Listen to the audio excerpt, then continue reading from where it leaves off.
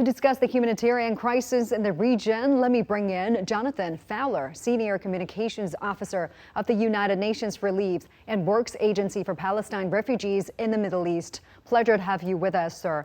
Now, southern Lebanon is Thank you for having me on the show. Sure. And southern Lebanon is now facing an escalation in conflict with large numbers of civilians displaced. What are UNRWA or UNRWA's priorities in Lebanon now, and how are you responding to this new challenge?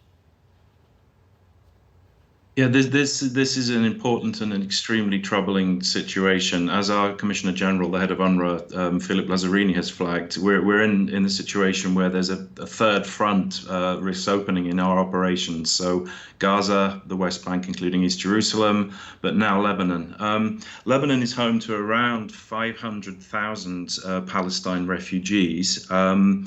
And there are 12 camps for Palestine refugees in Lebanon. We primarily work with the Palestine refugee community. That's UNRWA's mandate from the UN General Assembly. But in times of humanitarian crisis, war, natural disasters, we pivot to assisting in humanitarian sense all members of the population. And that's what we're doing right now in Lebanon. We've opened half a dozen of our facilities, transformed them into emergency shelters. This is something that we do across the region, primarily in Gaza. We transform our schools, because schooling has ceased, of course. We transform our schools into emergency shelters. And we've had around 500,000 people coming to our shelters seeking safety. This is primarily in the affected areas in southern Lebanon. But of course, there's a huge cause for concern if displacement increases. But what we're doing is we're catering to all members of the population, whether or not they're registered Palestine refugees, to assist them. Now, Gaza is also facing a severe humanitarian crisis. Could you please provide a detailed description of the situation there? Beyond the direct impacts, of the conflict, what other health threats is the population facing? It's enormous. The situation in so many aspects in Gaza, almost 12 months into this war, is apocalyptic. The levels of hunger, the levels of malnutrition, the rising disease, the waterborne diseases because people don't have clean water. They're living next to lakes of sewage and amongst mountains of trash. People are displaced from their homes. No toilet facilities, impossible for people to shower. All these kind of things kind of build into this perfect storm where disease can become rampant. Having said that, I mean, we saw, of course, recently we saw the first recorded case of cholera in Gaza for 25 years, which is an absolute tragedy. But what we've done is we've moved very, very swiftly to try to stem the outbreak of this disease, which, of course, is extremely dangerous. For polio, I'm sorry, I think I said cholera, polio. And what we have done is we've vaccinated around 560,000 children in a first round of vaccination. We're planning in the coming weeks to give a second dose of polio vaccine to these children.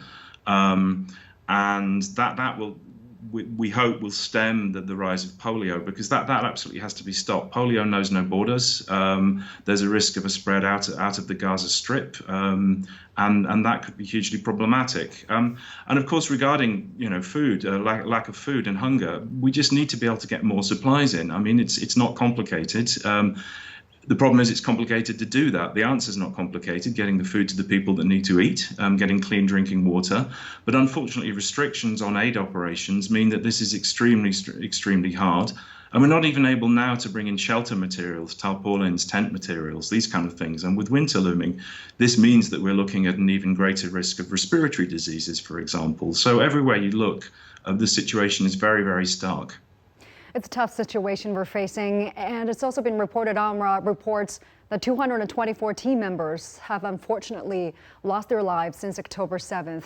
How does your organization continue its mission under such challenging circumstances? What are the biggest obstacles you're facing? Yes, you're right to flag this loss. This is an unprecedented loss for the United Nations family, for UN personnel since the creation of the United Nations in the wake of the Second World War. So 224 staff members killed. We're one of the largest agencies operating in the Gaza Strip. We had 13,000 people operating, primarily delivering education and healthcare before the outbreak of the war.